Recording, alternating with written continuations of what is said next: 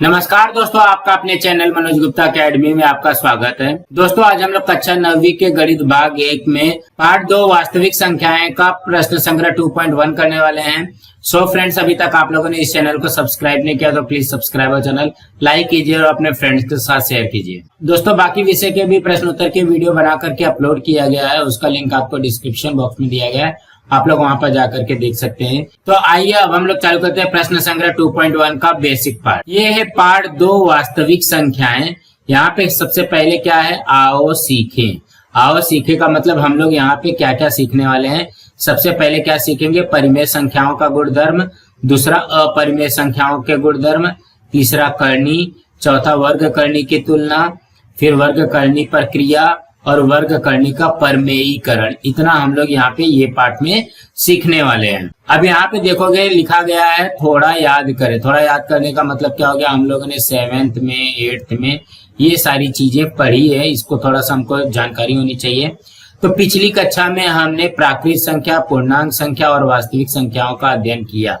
तो ये जो प्राकृत संख्या होती है वो किससे चालू होती है, 1 से चालू होती है, 1 2 3 4 इससे चालू होता है। फिर यहाँ पे पूर्ण संख्या जो है, होल नंबर है, वो किससे चालू होता है, 0 1 2 3 4 इससे चालू होता है।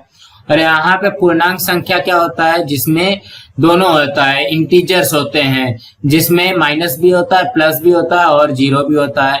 और परिमेय संख्या क्या होता है, यहाँ पे P/Q, मतलब ये अनुपात में होता है। और यहाँ पे जो Q की वैल्यू होती है वो 0 नहीं होती। जैसे यहाँ पे 4/0 नहीं होगा, अगर 4/0 होगा तो वो परिमेय संख्या नहीं होगा। इसमें अगर 4/1 है या -4/2 है तो ये परिमेय संख्या में आएगा। फिर यहाँ पे R का मतलब क्या हो गया, ये रियल नंबर होता है, वास्तविक संख्याओं का समुच्चय होता है। यहाँ पे देखोगे लिखा हुआ है जो नेचुरल नंबर होता है वो होल नंबर का उपसमुच्चय होता है, और जो होल नंबर होता है वो इंटीजर का उपसमुच्चय होता है। इंटीजर जो है परिमेय संख्या का उपसमुच्चय होता है, और परिमेय संख्या जो होता है रियल नंबर का उपसमुच्चय होता है। ऐसा यहाँ पे दिया गया है। अब यहाँ पे पढ़ते हैं परिमेय संख्याओं में क्रम संबंध, मतलब इसमें क्या क्रम संबंध होता है। जैसे यहाँ पे P/Q और R/S परिमेय संख्या हो तो Q जो है वो 0 से बड़ा होगा और S जो है 0 से बड़ा होगा। मतलब यहाँ पे अगर परिमेय संख्या है तो इसका जो हर वाला नंबर होता है वो क्या होना चाहिए, 0 से बड़ा होना चाहिए। अब यहाँ पे देखोगे पहले में क्या दिया गया, यदि P/S बराबर Q/R है तो हम लोग उसको लिख सकते हैं P/Q बराबर R/S। इसको कैसे लिख सकते हैं, देखोगे यहाँ पे ये Q से क्या हो रहा है, गुणा हो रहा है, तो इससे हट जाएगा तो क्या हो जाएगा, भाग हो जाएगा। अब यहाँ पे S से गुणा हो रहा है तो इससे हट जाएगा तो ये भाग हो जाएगा। तो हम लोग इसको इस तरीके से लिख सकते हैं। अगर यहाँ पे इस तरीके का दिया गया है P/S जो है बड़ा है Q/R से, तो इसमें भी वैसे करेंगे। ये जो Q है इससे गुणा हो रहा है तो इससे हट जाएगा तो क्या हो जाएगा, भाग हो जाएगा। और ये जो S है वो इससे हट जाएगा तो भाग हो जाएगा। तो ये क्या है, P/Q जो है बड़ा हो जाएगा R/S से।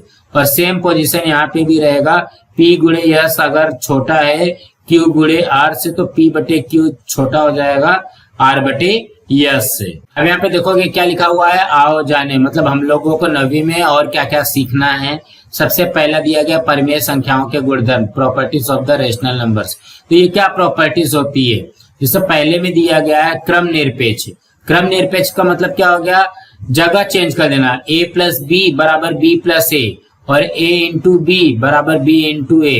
तो कहने का क्या मतलब, जैसे 4×3 है, वो अगर मैं 3×4 लिखूंगा तो क्या चेंज हो जाएगा, नहीं चेंज होगा, दोनों का वैल्यू बराबर रहेगा। देखो 4×3 3×4 3 चौक 12 और 3 चौक 12।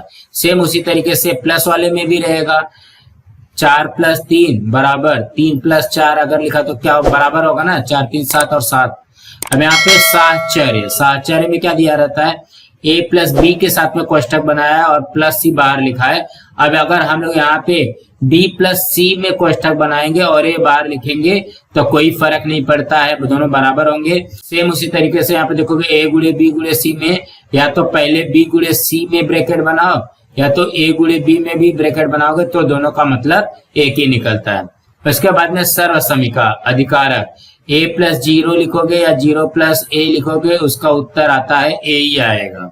अब यहाँ पे उसी तरीके से A में 1 का गुणा करोगे या तो 1 में A का गुणा करोगे, इसका भी उत्तर A ही आने वाला है। उसके बाद में प्रतिलोम, प्रतिलोम का मतलब क्या हो गया, उसका उल्टा। तो यहाँ पे a में उसका उल्टा मतलब -1 का प्लस करोगे तो ये 0 आएगा, और a में उसका 1/a का गुणा करोगे तो यहाँ पे 1 आएगा। और इसका शर्त क्या है, a की वैल्यू जो है 0 नहीं होनी चाहिए। अब यहाँ पे क्या दिया गया, थोड़ा याद करें। प्रत्येक परिमेय संख्याओं के दशमलव पूर्णांक स्वरूप शांत या अखंडित अथवा अनवसानी या अखंडित आवर्ती। यहाँ पे देखोगे खंडित रूप ये दिया गया है और अखंडित या अनवसानी आवर्ती रूप ये दिया गया है। तो ये खंडित रूप क्यों बोला गया और इसको अखंडित अनवसानी क्यों बोला गया है, जिससे अगर हम लोग यहाँ पे 17 में 36 का भाग देते हैं तो इसका उत्तर कितना आता है 0.472222, ऐसे ये बढ़ते जाएगा, ये कभी भी खत्म नहीं होगा, तो इसलिए ये अखंडित रूप हो जाएगा। और जैसे यहाँ पे दिया गया है 2 में 5 का अगर हम लोग भाग देते हैं तो ये क्या हो जाएगा 500, यहाँ पे आया 2 दशमलव लगाया 0, 5 चौक 20, तो ये हो जाएगा 20, तो ये कट गया। तो मतलब यहाँ पे लास्ट में जब 0 बच जाता है तो वो क्या हो जाएगा खंडित या शांत रूप हो जाएगा, और जिसका यहाँ पे लास्ट में 0 नहीं आता है वो धीरे धीरे बढ़ते ही रहता है, तो वो क्या हो जाता है अखंडित या अनवसानी आवर्ती रूप हो जाता है। तो इसका जब भी भाग देंगे तो ये लास्ट में ये इतने पे ही कट जाएगा और यहाँ पे कटेगा नहीं। अब यहाँ पे कुछ सवाल दिया गया है, यहाँ पे लिखा गया है आओ जान अखंडित या अनवसानी आवर्ती दशमलव रूप की परिमेय संख्या का p/q के रूप में लेखन। तो कहने का क्या मतलब है, यहाँ पे जो भी इस तरीके का दिया गया देखो 0.777 ऐसा ये बढ़ते जा रहा है, इसको p/q में हम लोग किस तरीके से व्यक्त करेंगे ये हम लोगों को यहाँ पे बताया गया है।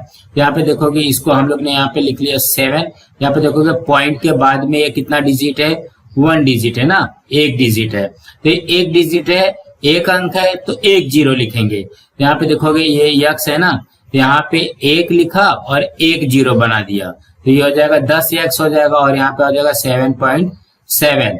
तो यहाँ पे देखोगे ये वाले 10x में से इसको माइनस करना है और ये 7.7 में से इसको माइनस करना है।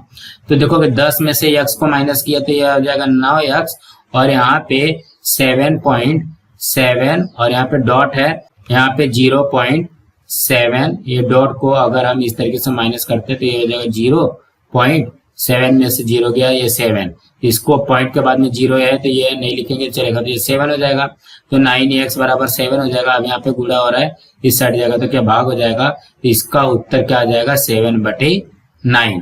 कुछ इस तरीके का हमको दिया गया है। अब यहाँ पे भी थोड़ा सा इसको भी देखते हैं, यहाँ पे देखोगे 529 529 529 बार बार आ रहा है ना, तो इसको एक ही बार लिखेंगे ना तो यहाँ पे ऐसा बार का चिन्ह लगा देंगे, ये क्या हो गया बार का चिन्ह हो गया। अब यहाँ पे देखोगे पॉइंट के बाद में कितना डिजिट है 1 2 3, 3 अंक है, तो यहाँ पे देखोगे 1 2 3, 3 0 लगा दिया, यक्स वैसे रहेगा और यहाँ पे 3 0 लग जाएगा। अब यहाँ पे इसमें देखोगे तो ये हो जाएगा 7529.529 हो जाएगा। अब यहाँ पे क्या करोगे, ये 1000 में से 1000 में से ये वाला यक्स माइनस करोगे और इसमें से ये वाला माइनस करोगे, तो ये क्या हो जाएगा 1000 में से यक्स गया तो ये हो जाएगा 999, और ये इसको माइनस करते हैं 7529.529, ये ऐसा बार में है, और ये हो जाएगा यहाँ पे 7.529 का बार, ये माइनस करते हैं तो ये क्या हो जाएगा ये 0 0 0 हो जाएगा, यहाँ पे हो जाएगा 9 में से 7 गया 2, ये माइनस करना है ना, तो ये 2 यहाँ पे 5 और यहाँ पे 7।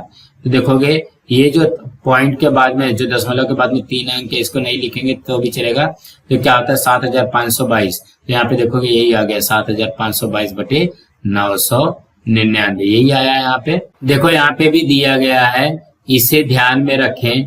पहला क्या दिया गया, दी गई संख्या में दशमलव चिन्ह के बाद कितने अंक आवर्ती है यह देखकर उसके अनुसार संख्या को 10 100 1000 में से उचित संख्या से गुणा करेंगे।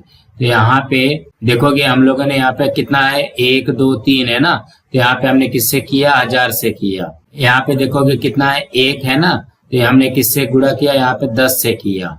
तो यहाँ पे उदाहरण जैसे 2.3 दिया गया है, इस संख्या में 3 या एक ही अंक आवर्ती है, इसलिए 2.3 संख्या को p/q के रूप में लाने के लिए इसमें क्या करेंगे, दशमलव के बाद में 1 अंक है ना, तो एक जीरो का मतलब क्या हो गया, 10 से गुणा करना पड़ेगा।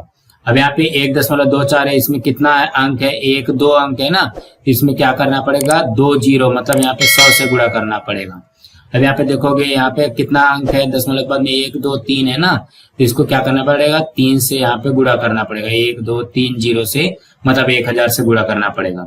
दूसरे में क्या दिया गया देखोगे, परिमेय संख्याओं के हर अभाज्य गुणनखंड ज्ञात कर जांच करे कि उसमें 2 और 5 के अतिरिक्त अभाज्य संख्या न हो तो उस परिमेय संख्या के दशमलव रूप शांत होते हैं। मतलब यहाँ पे अभाज्य रूप में 2 और 5 के अतिरिक्त और कुछ भी नहीं है, सिर्फ 2 और 5 से अगर कट रहा है तो वो शांत रूप होगा, और 2 तथा 5 के अतिरिक्त अभाज्य संख्या हर का गुणनखंड हो तो वह संख्या दशमलव रूप के अनवसानी या अखंडित आवर्ती होते हैं। ये आप लोगों को याद रखना है। सो दोस्तों, आज हमारा यहाँ पे बेसिक पार्ट खत्म हुआ। अगले वीडियो में हम लोग प्रश्न संग्रह 2.1 करने वाले हैं। सो दोस्तों, आप लोगों को ये वीडियो कैसा लगा आप लोग कमेंट बॉक्स पे जरूर लिख करके बताइए, और इस वीडियो को ज्यादा से ज्यादा लाइक कीजिए, अपने फ्रेंड्स के साथ शेयर कीजिए ताकि उनको भी प्रश्न संग्रह 2.1 मिल सके, और इस चैनल को सब्सक्राइब कीजिए। नमस्कार दोस्तों।